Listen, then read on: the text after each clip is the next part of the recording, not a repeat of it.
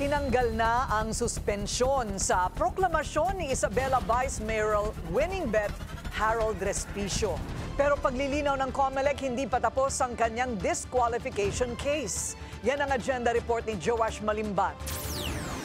From this, Traidor kaagad kayo sa tiwala ng taong bayan. to this, Yo, my boy, Chairman George, best friend, King George, thank you so much for lifting yung suspension ng pag-proclaim sa akin bilang Vice Mayor ng bayan ng Reyna Mercedes. I love you, King George. Mwah! lifted na ang suspension ng proklamasyon ni Isabela Vice Mayoral winner Harold Respicio sa pinakahuling desisyon ng COMELEC. Unang sinuspinde ang kanyang proklamasyon noong May 12 dahil sa pending disqualification case niya. Ayon kasi sa COMELEC, nagpapakalat si Respicio ng maling impormasyon na layong guluhin ng eleksyon. Buwelta ni Respicio, personal at walang grounds ang inihaing kaso ng poll body. Pagkaklaro naman ni COMELEC Chairman George Garcia, kahit na lifted ang suspension, tuloy pa rin ang pagdinig sa DQ case ni Respicio.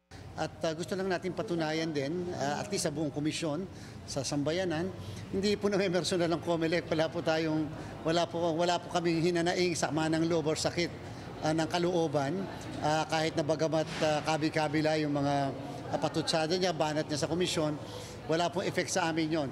Nanindigan din si Chairman Garcia na re-resolbahin ng mga pending na kaso at nakabinbing proclamation bago ang assumption of office sa June 30. Kasabay nito, nagpaalala ang COMELEC sa mga kandidato, panalo man o hindi, na kailangan nilang magpasa ng Statement of Contributions and Expenditures o SOSE. Sa June 11 ang deadline at sa ngayon, isang senatorial candidate at hindi pa aabot sa 5 party list groups ang nagpapasa ng kanilang SOSE. Para sa agenda, Joash Malimban, Billionaire News Channel.